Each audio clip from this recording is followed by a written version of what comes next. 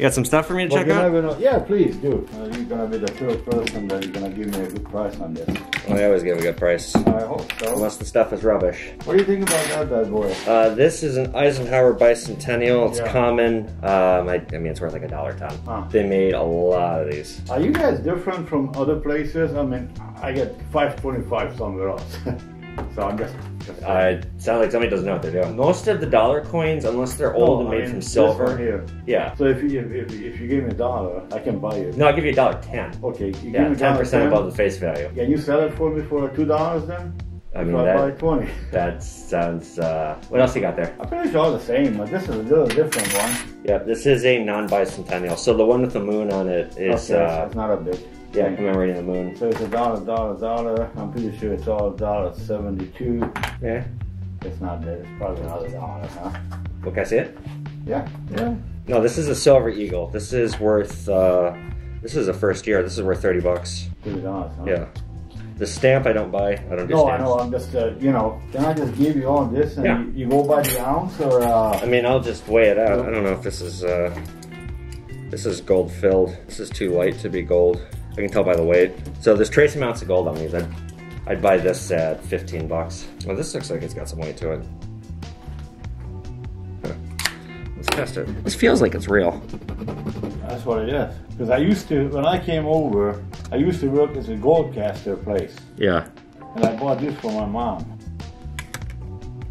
13.28. I buy this at $350. $350? That's right. I'd call it $375 for that pile. Now, why don't you give me $400 that I'm out of here?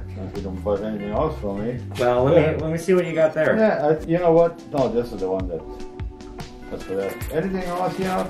This probably, I think it's the silver. I know that. And it does work. That's it? It goes around. The big hand is missing, but you can see the little one, it goes around. I'm just wondering that, you know, if I replace the big hand, I might get good money for it. What else? No, it's not gold. It's just trace amounts. It's plated. I can tell. It doesn't have any weight to it. Okay. Yeah. So I mean, there is some value to it. It's just not much. Right. And then, okay. Tell you what. I'll throw the watch in. I'll do $415. Well, the watch is $415. I take $450 for it. You know what? This is back from I think it was 1918 even. If you take a look at it, the back, this is the Hungarian coat of arms in the back. All right, fine. Give me $450 and I'm out of here. Okay. I just need a form of ID. And 1, 2, 3, 4, 50. Yeah, right, cool. Man. Good deal. Good deal. Hope everything is working out. Yeah. Yeah. Come across anything else, bring it back. Yeah. Like I said, you know. I'm also happy to look at any coins and just tell you if they're valuable or not. You know what? Those are some of the coins I looked up on the internet. Some of $1,200, $1,100. I looked at it. Okay. Yeah, I have a general idea what's going on. Sure, I would disagree with that strongly, but yeah, but it's on the internet, so it's, you know. If you can find anyone to give you that, then you've got a home run. Yeah. All right, man. Thank you. Good talking to you. Thank you you. too. Well, that was interesting. Yeah, the coin that he showed me is an Eisenhower Bicentennial. I don't know where the hell he found $1,000 online, but that's insane. So let's go over what I just bought. This antique silver watch I came up on because I do really well in these watches on eBay, and this could easily be a $200 item. I don't know, I'm taking a chance. This ring is just beautiful. It's got a lot of weight to it. I'm gonna ask $800 for it on eBay. And then this stuff is just scrap. It's plated gold. I think it is anyway. I didn't really pay much money for it. I know this one is. I don't know about this one. So these are going in a melt bucket. This one's going on eBay. And this one's going on eBay. Pawn Man, thinking of a master plan, breaking down the deal. So I just bought all this stuff off a guy. It was actually kind of a stiff negotiation. I got it on camera for my show. This stuff is gold filled. And this is a 14 karat, 13.3 gram gold ring. If you guys aren't following Pawn Man, you need to go do that on TikTok. Oh, what's going on, you guys? Pawn Man with the Pawn Cat. Say hello.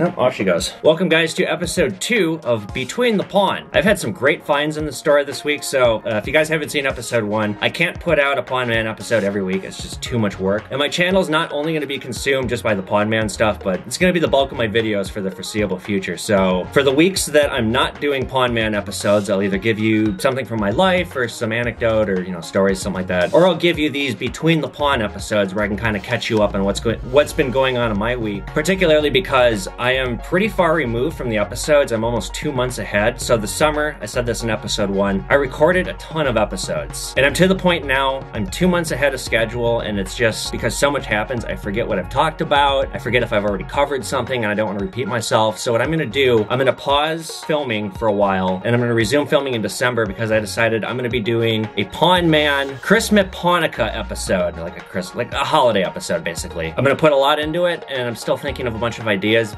Some ideas off the top of my head, because I don't really have any Christmas themed antiques, but like, we'll make it holiday themed. I'm gonna do some kind of a charitable event too. So look for that in December. In the meantime, this week though, I have filmed a ton of stuff, and like, I decided last week I was gonna try and put all my extra footage into a file, because like, you know, I'll record for 6 hours, and I'll hit a point I've noticed lately when I'm editing where I have more than enough footage for an episode, and then I just have like a bunch of stuff that's like, God, I can't even get to that because I don't want an episode that's an hour long. So I started throwing all my bonus footage into a file, and already the file is like 2-3 episodes worth of stuff. God, I'm way far ahead. I have so much editing to do. So updates with my week. I went to the boss's cabin last weekend. I negotiated a raise, which is amazing. And on top of that, 2 weeks ago, okay, so I didn't not ask permission to start filming the show, but I did kind of just start bringing my camera to work on the days where my boss wasn't here and like filming this stuff. That was how the show kind of came to be. And I wasn't sure about the concept. I wasn't sure how he was going to react because he is a very private person, and a lot of people that we do business with are just very private people. So I kind of wasn't sure if I was allowed to do what I was doing. However, because the show has been so successful, and because I've created a second TikTok account that already now has 10,000 followers, on TikTok I said, look, if you guys want to buy stuff from me, anything you see in my videos is for sale, just DM me on Instagram. This applies to you guys. And I started taking sales, and in the last week we've done like $7,000 in sales just from TikTok. So I went to my boss's cabin and I showed him Pawn Man, and like, you know, I kind of debriefed him on everything that's been going on, and he loves it. He thinks it's great. Not that I was surprised, but you know, just because he's such a private person, I said, look, like, this show could get really popular and it'll put a spotlight on the business. Eventually I'm gonna tell people where I work. I'm not doing it right now, but eventually I will, and when I do, like, you know, is this going to be okay if we're getting lots of random people walking in the store? And you know, he said, yeah, it's fine. So I'm very excited about that.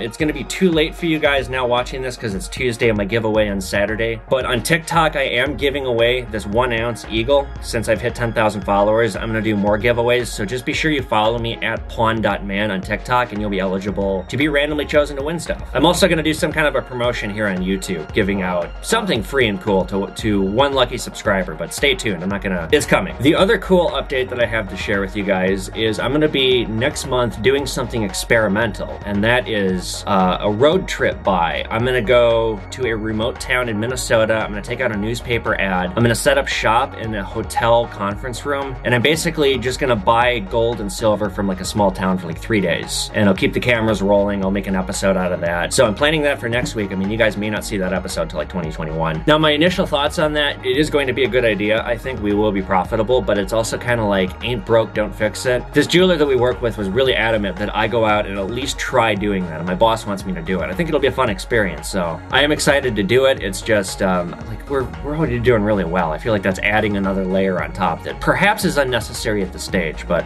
we'll see, and I don't doubt it's going to make for a great episode. So lastly, let's cover some of the cool stuff that's happened in the business this week, and you'll see it later in Pawn Man in like a future episode, but I'll just kind of I'll tease some stuff for you. So I thought I'd throw in one negotiation so you guys have something to tide you over between episodes. Yesterday I bought these weird Afghani antique bracelets. My hands can't fit in them. They're plated with silver. I bought each one for 20 bucks, and you know, I'm gonna try and get 80 bucks on each one because they're very old. Incredible amount of detail. I also finally acquired enough costume stuff to list a giant lot. I got this turquoise necklace and I broke it because I put it on to try it on, even though it's a woman's necklace. So to sweeten the deal of this, because this is mostly just crap, what happens is, you know, when people come in, I'll buy anything, and the really inexpensive stuff, I'll just save it in a bag and I'll just keep adding to the bag until eventually the bag gets so big that it's like I'm gonna just blow it out in a giant lot. So I threw the turquoise in to sweeten the deal, and I'm trying to get 400 bucks on this bag, which is highway robbery. I probably have about 50 bucks into this bag. Tops. But the real find of the week, the real treasure is this. And I filmed it for my show. I mean, again, it's gonna be a while before you guys see the deal. Last week, this lady came in with some coins and she said that she had Fidel Castro's business card. And I was like, what a cool item. I do like YouTube content and I'd love to get it on film. Can you please bring it in? I might even want to buy it. So the lady brought it in and it came with this whole ridiculous story. Again, I don't want to tell you too much because it's really exciting in the show. It might be the coolest thing I've filmed so far. But it came with this cigar box from Castro with cigars that were smoked already, and it came with his business card, and I had no idea what this was worth, and so I said, how much are you trying to get on it? And she said, I don't know. I said, well, it's cool, I'd like it for my own collection, how about 50 bucks? And she said, how about 75? I said, fine. Well, again, I'm gonna save it for the show, but I later looked up its value, and holy shit, this is expensive. This is really expensive, so this is like the find of the show so far. I'm probably not going to sell it just because it's such a cool antique, and I did buy it on the terms, like, the lady sold it to me at a really good price for what it is, but she wanted me to keep it, so I'm probably going to keep it. The only thing is, like, I'm trying to buy into this business and I need all the money I can get, and a couple $1,000s just walked into my hand. I don't know, I'm still thinking what I'm gonna do.